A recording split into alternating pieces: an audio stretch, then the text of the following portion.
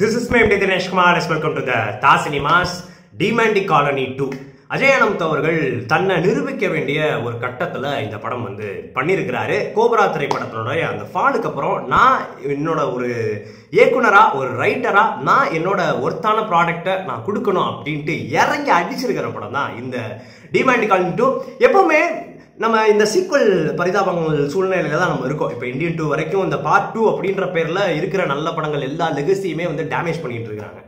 But Ajay அனமுத்து நான் just like that நான் ஒரு பார்ட் 2 வந்து நான் ஒரு மார்க்கெட் இருக்கிறதுனால நான் பண்றேன் அப்படின்றதுக்காக இல்லாம ஒரு டீப்பான பேப்பர் ஒர்க் ரைட்டிங்ல இறங்கி இதை எப்படி நம்ம கொடுத்தா பார்ட் 1ல இருந்து இப்போ பார்ட் 2 வந்து லீடு வேணும், பார்ட் 2க்கு கதையை நம்ம வந்து கன்வின்சிங்கா கொடுத்தா தான் இந்த படமே வந்து ஒர்க் ஆகும் அப்படின்றத புரிஞ்சுக்கிட்டு ஒரு அந்த பார்ட் 1 நம்ம பார்த்துருப்போம் இல்லையா, அந்த கிராஃபை மட்டும் எடுத்துட்டு வேற மாதிரி ஒரு ஸ்டோரி ஆர்க்கு புதுசாக ஒரு ஸ்டோரி ஆர்க்கு கிரியேட் பண்ணி அதை அந்த பார்ட் 1 வேர்ல்டில் அப்படியே மர்ஜ் பண்ணி நமக்கு அந்த டாட்ஸ் எல்லாம் கனெக்ட் பண்ணி அவர் வந்து காட்டுறப்போ வாவ் எப்படி இதெல்லாம் வந்து சூப்பராக யோசிச்சிருக்கீங்க, அதுவும் அழகாக காட்சிப்படுத்துறீங்க அப்படின்ட்டு நிறைய இடத்துல ஸ்டன் பண்ண வச்சிட்டாரு அஜய் அனமுத்து.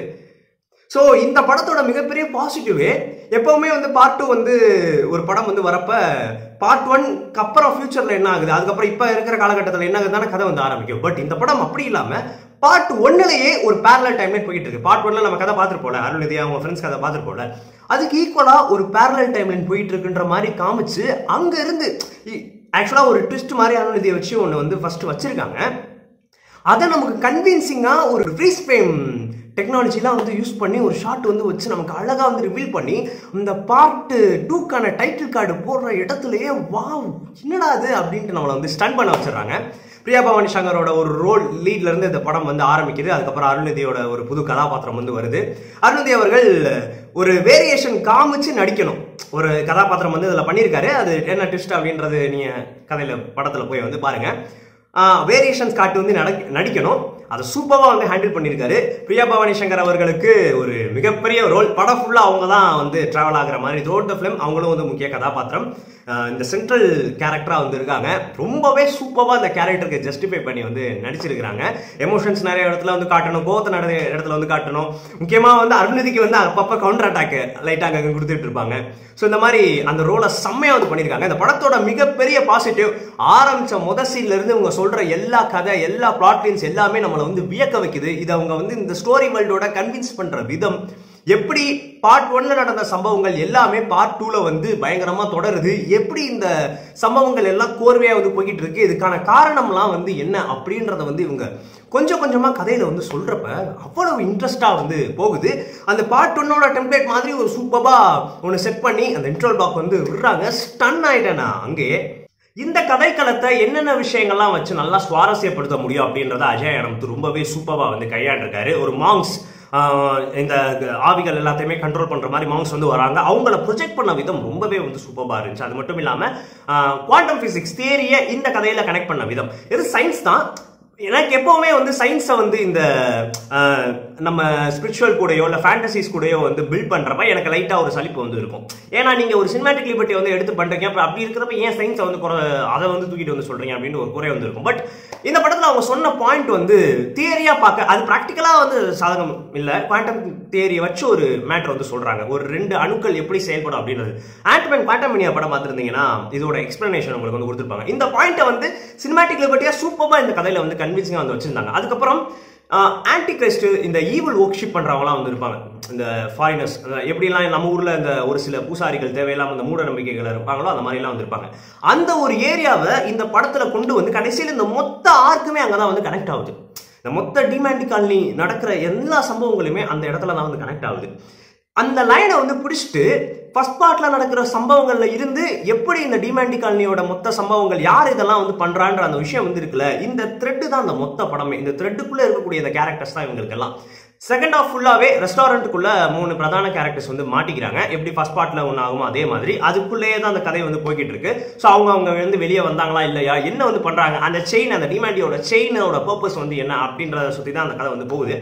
செகண்ட் ஹாஃப் வந்து போறப்ப இப்போ நிறைய பேருக்கு இந்த செகண்ட் ஹாஃப்ல நிறைய இஷ்யூஸ் வந்து இதுக்கு முன்னாடி ரிவ்யூஸ்லாம் வந்து சொல்லியிருப்பாங்க. அது காரணம் வந்து என்ன அப்படின்னா அந்த கதையோட தன்மை வந்து அந்த இடத்துல ஒரு ஸ்டேஜுக்கு வந்து போகுது. இந்த ரெஸ்டாரண்ட்டுக்குள்ள ஒரு சம்பவங்கள்லாம் வந்து நடக்குது. அங்க வந்து அவங்க வந்து ட்ராப் ஆயிட்டாங்க. அங்க அப்படி அவங்க எப்படி ரிவீல் ஆகுறாங்கன்றதான் பிளாட்டா வந்து போயிட்டு இருக்கு. ஸோ அப்படின்றப்ப ஒரு டைம் வந்து ஒரு தேக்க நிலையில இல்லை கொஞ்ச நேரம் கதை போகுதோ அப்படின்ற ஒரு விஷயம் தான் வந்து தோணுமே தவிர அது வந்து பெருசா படத்தை வந்து பாதிக்கல. டுவர்ட்ஸ் த கிளைமேக்ஸ் கிட்ட இவங்க ஒரு சர்ப்ரைஸா ஒரு கேரக்டரை கொண்டு வந்து அந்த கேரக்டரோட ரிவலேஷன்ஸ் தான் அந்த மொத்த ஸ்டோரியோட ஆர்க்குன்னு கனெக்ட் பண்ற இடத்துல நம்மளை வந்து அசர வச்சுட்டாங்க. எப்பவுமே வந்து இந்த மாதிரி அடுத்த பார்ட்டுக்கான லீடு வந்து கொடுக்குறப்ப டேய் எதுக்குடா எப்பா போதுண்டா சாமி அப்படின்னு தான் இருக்கும். பட் இதுல அவங்க பார்ட் 3க்கான லீடு கொடுக்குறப்ப யார் அந்த கேரக்டர், அதுல ஒரு கேரக்டர் காட்டுறாங்க லாஸ்ட்ல, கண்டிப்பா யார் அந்த கேரக்டர் வந்து பண்ணியிருக்கா அப்படின்ற ஒரு ஆசையும் வந்து வருது. பார்ட் 3 கண்டிப்பா பார்க்கணுன்ற ஒரு வேப்பும் வந்து வருது.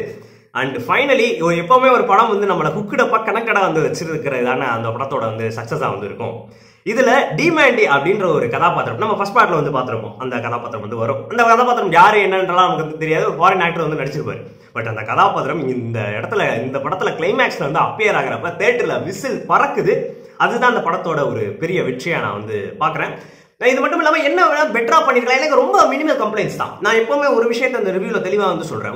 ஒரு படத்துல ஒரு 2-3 சீன் வந்து ஸ்லோவா போறதுனாலயோ இல்ல ஒரு 2-3 சீன் தேக்க நிலையில இருக்கிறதுனாலயோ அது ஒரு ஃபீட்பேக்ல ஒரு நெகட்டிவ் தான். ஓகே, இது பெட்டரா பண்ணிருந்தா நல்லா இருக்கும்னு ஒரு நெகட்டிவ் தான். பட் நீங்க இப்ப ரிவ்யூஸ்லாம் இப்ப என்ன நடந்துட்டு இருக்கு, செகண்ட் ஹாஃப்ல வந்து 2-3 சீன் வந்து இப்படி இருக்கு, செகண்ட் ஹாஃபே லாக்ப்பா, ஆவரேஜ்ப்பா அப்படின்ட்டு ஒரே வார்த்தையில பொத்தாம் பொதுவா வந்து முடிச்சுட்டு இருக்காங்க. இது ரொம்பவே தவறான ஒரு விஷயமா நான் வந்து பாக்குறேன். ஏன்னா டிமாண்டி காலனி 2ல நம்மளை வியக்க வைக்கிற நிறைய விஷயங்கள் உள்ளே வந்து இருக்கதான் வந்து செய்யுது. ஒரு விஷயத்துக்கு ஒரு ஸ்லோனஸ் வந்து தேவைப்படல. ஸோ அதான் வந்து பண்ணியிருக்காங்க.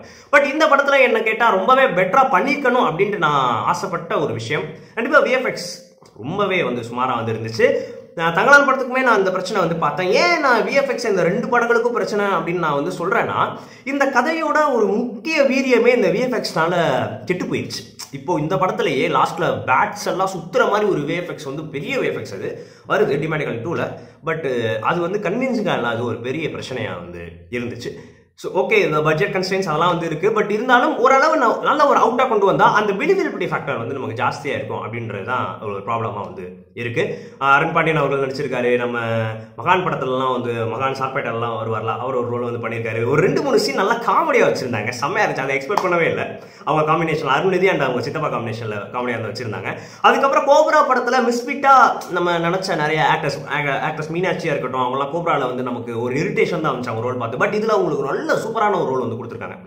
ஒரு ஸ்டூடெண்ட்ஸ் கேங்கு அவங்களும் அந்த ட்ராப்ல மாட்டிக்கிறாங்க. அதை நல்ல ஒரு ரோலா அவங்க வந்து பண்ணியிருந்தாங்க. அதுக்கப்புறம் கோப்ரா படத்துல அந்த விக்ரம் அவர்களுக்கு எங்கர் விஷயம் நடிச்சிருப்பார் இல்லையா, அவர் வந்து இதுல ஒரு நல்ல ஒரு ரோல் வந்து பண்ணியிருக்காரு. அருண் பாண்டியன் அவர்கள் நல்ல ஒரு ரோல் வந்து பண்ணியிருக்கிறாரு.